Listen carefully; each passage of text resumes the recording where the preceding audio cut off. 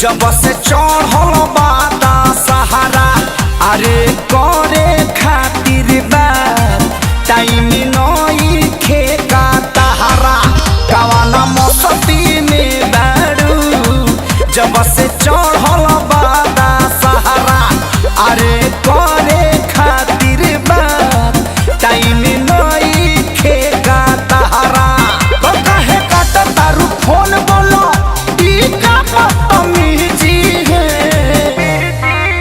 9 दिन का बारात लगता क्या आपको इजी है। ए पिया राउर पगली नवरात और भर बीची है।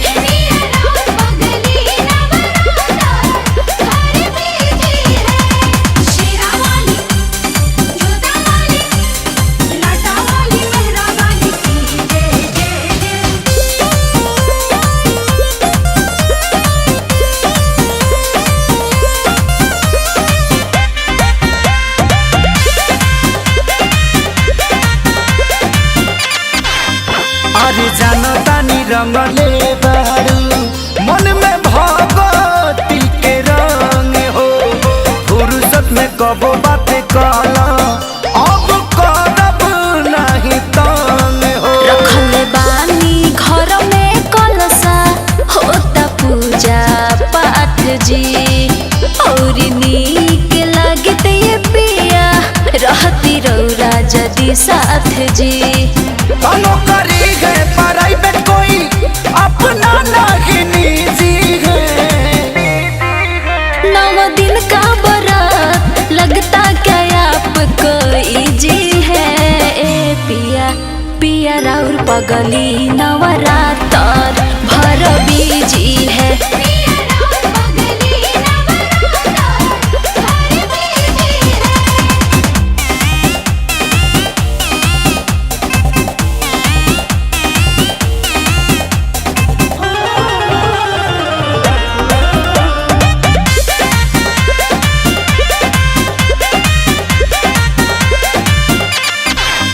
अरे पूजा के नियम हम कुछ जाने न विशेष हो अरे हाथ बढ़ाई है पूजा में विवेक यार से हो।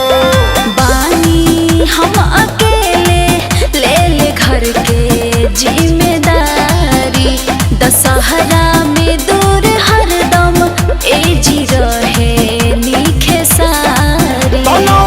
भर बुलाल तहार नहीं हर में भतीजी है।